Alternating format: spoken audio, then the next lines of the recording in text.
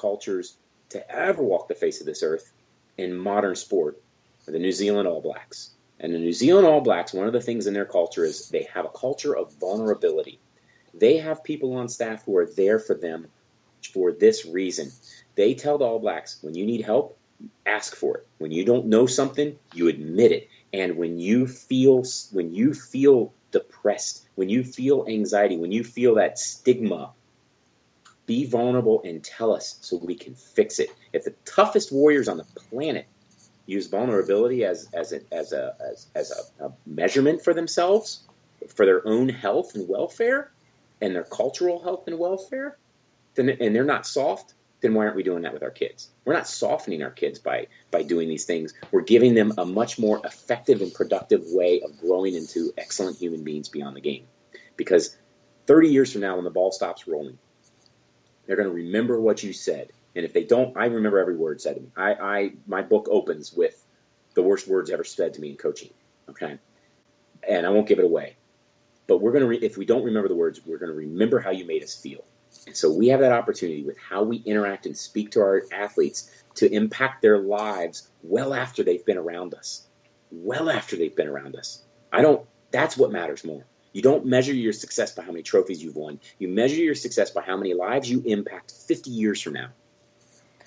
Yeah, it's interesting when you try to discuss that even. You get so many people who angrily will say, his job or her job is not to nurture players, it's to win. And they think it's like the ultimate statement of toughness, which is really ironic because, again, as you know, if you look at the science will tell you that the world is not flat.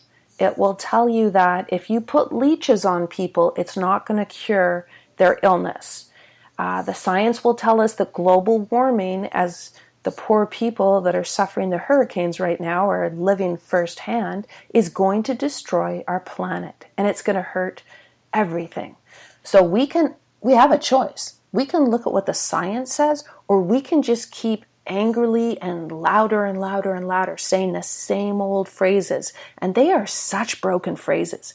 If I never hear the word soft again, I'm going to be pretty happy. Never hear the word snowflake or wussification. It's like, you want to use those terms? Give me some research. I will stand 100% behind you if you can prove to me that there are reputable studies out there that show that when you humiliate children, you make them better players. Because in actual fact, the research says, if you want a kid to learn something, the worst thing you can do is yell in their face, grab their helmet, use anger. Because the second you do that, you're pumping corrosive stress hormones into their brain and stopping their ability to learn. So you can't trot out the lie, I have negative critical things to say. How can I possibly communicate them? You still there? Yeah. Can you not hear me? Jen? Yeah. Can you not hear me? I don't know. I can hear myself. Are you there, Reed? Hello? Hello? Well, I don't know if, hang on a second. I think we lost Reed and he's back. Hey, Reed, are you back? Hey. Yeah, see, there's the conspiracy right there. Just cut us off while we're talking, right? Yeah, well, that's technology. You're okay, so we've got you back. That's all that matters. One of the things I wanted to talk about was what we were saying is people want to argue without any scientific research or study behind them that their way is the best way. And what I don't understand is how come they don't turn to leaders in the field, just like you said about the All Blacks or the coach that spoke to the player and said, doesn't matter if you get the kick or not, doesn't matter. It's about our relationship and your relationship to the team. That's what matters. What about Joe Ehrmann, considered one of the greatest football players, coaches of all time? And he is just such a leader, and he leads from love, and he's so influential. Why don't we listen more to those coaches? Or to John Wooden. John Wooden treated every player like a snowflake. He understood that brains are individual. They are as individual as a fingerprint. So why do we keep wanting them to be the same and respond in the same way to our approach? Like, where is the honoring of these major figures? It's interesting because there's that Wooden Wednesday, and I've seen people that I know personally, that do not act like John Wooden, and they're always quoting Wooden. I'm like, why are you quoting him, man? Why are you fronting? Be authentic and own the fact that you don't act like him, And I think the problem is there, again, it's that backlash there's a threat to, so Howard Cosell coined the term the jockocracy. And then I heard it when I was on Beyond the Pitch with Phil DeBruin. The problem is we're challenging the jockocracy. Even the Joe Ehrmans, who are very well known, very well respected, and very successful, he's challenging the greater jockocracy. People's livelihoods are at stake. $15.3 billion are at stake, and and so and not everybody's like this. So when I rail, you have to understand. I'm frustrated because I'm seeing certain pockets of people who are resisting, but there are others that are fully on board. I was just with Chris Snyder from the U.S. Olympic Committee this past week, and that's one of the things he and I were talking about is here he is working with the elite of the elite coaches, and he's doing it the right way. And John Kessel was talking about Karch Kiraly, who I grew up watching Karch play volleyball, and he's like, Reed, Karch and I were talking the other day, and we were talking about this, and we were sharing one of the articles, and blah, blah, blah. And I was like, oh, my gosh, these are the people, and they're doing it right. There are so many organizations out there doing it right. But there are pockets of people who are threatened by by what we're saying, because change, one, is very scary. We are very resistant to change. Human beings don't like change. We want it comfortable. We want our lazy boy and our TV remote and our TV dinner. We don't want that change. Two, that change also means that people's grip on the power will fade, and they're violently against that change because we are attacking directly their livelihood. I used to hear the phrase that drove me nuts was, you're not a team player. And when I heard things like that triggered in me the whole thought process of you are so afraid that what I'm going to say is going to challenge your role that you're going to try to threaten me with the you're not a team player piece, the fraternity piece, like get on the team or get off the team. Oh, because you're so worried that what I have to say is right, and you may be out of a job when people figure it out. Yeah, it's that conformity piece that's actually really dangerous. If you want, what I've learned about the adolescent brain, and what you know as well, is that if you allow kids to take risks and you let them be creative and you let them surprise you and you don't try and control them, you actually may find that they do athletic things that you couldn't even imagine, because they are gifted with these teenage brains that think outside the box, that has immense learning capacity. And yet we really cage these young people. We try and control them and hem them in, and the second they say, hey, I want to raise my voice and do something different, we feel threatened. And that's one of the things that I try to really get employers to understand, is that they should be harnessing these young brains, because up until the age of about 24, 25, they are super open and incredibly innovative. And in sports, wow, we could see so many different things. But it seems, going back to your point about change and how people are threatened, one of the things that's really surprised me, talk about entrenched ways of doing things, I'm surprised that we've learned some pretty shocking stuff about concussions.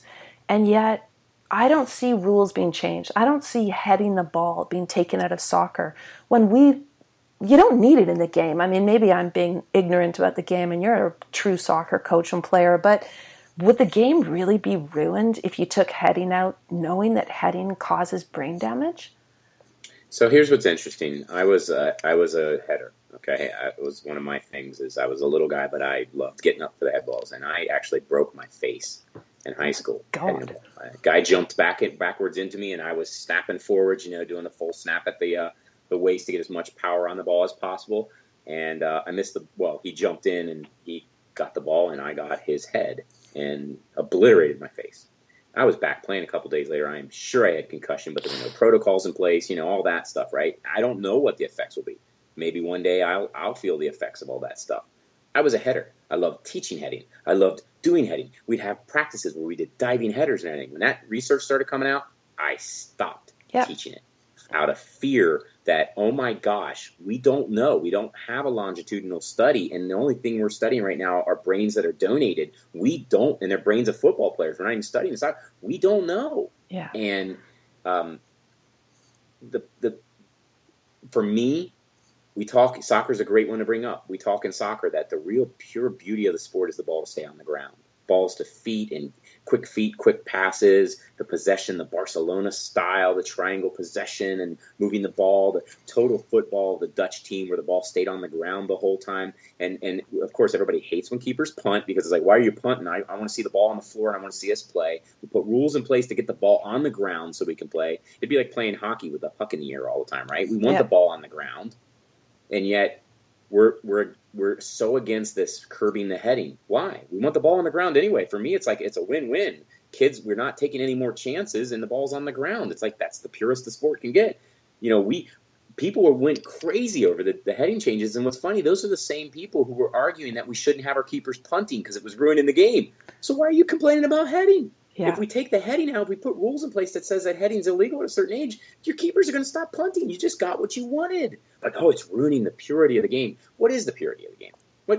We're as Americans, we're saying this is the purity of the game. We didn't even invent the game. We just adapted it to our culture. Look, what is the purity? Go down and look at the futsal being played. Look in South America how they play the game. Look over in Europe how they play the game. There's where the purity is, and it's a very ground-controlled game. But that's one sport. Right? The problem is tradition. It's the same reason why high school and this club thing are fighting back and forth. Should I play high school or should I play year-round with my academy and my sport? What should I do? It's tradition. We are a country built on traditions. We have national holidays. We have things that we do. We have these entire cultural, like covering, and not just us, North America in general, Canada and the US and Mexico. We have these things we do as a culture that if aliens came down and looked at us, they'd be like, why the heck do those people do that? Why do they shoot fireworks at each other up in the air? And why do they cook that weird leftover meat from the animals in long cylinders and put it in buns and cover it in ketchup? I mean, there are things we do, say and act that are like totally weird traditions that we have in our countries, right? But we do it because it's tradition. We're built on tradition, and we talk about the good old days and everything. And that's where the resistance comes. So things like the heading and what we're trying to preach and everything is because we're changing what it was the way it was 50 years ago. And all of us want to hang on to that nostalgia. We don't want to grow. We want to grow in certain places, but we don't want to grow in others. We want to hang on to that nostalgia. Man, if we just took the Eastern philosophy a little bit more, where that's the one thing they say is the only constant in the world. Change is the only constant we have. Mm-hmm. Embrace the change, understand the change, be in the moment with the change. Stop trying to hang on to the past because the past is gone. Live in the moment. So I'm getting way Zen metaphysical, but we're resistant to change because we have this nostalgia. Yeah, I totally agree. It's just that for me, and like I know this happens to you, Suddenhize, too. You feel like a bit of an outlier. For me, I'm all about tradition, except when it comes to seeing kids being hurt. And, we have a youth population that's self-destructing with anxiety and depression and suicide.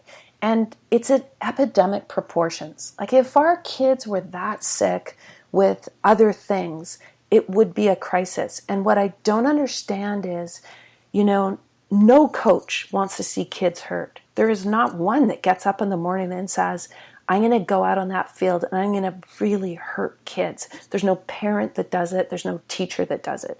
And yet we've created a tradition around adults who have normalized bullying as a technique for teaching and coaching.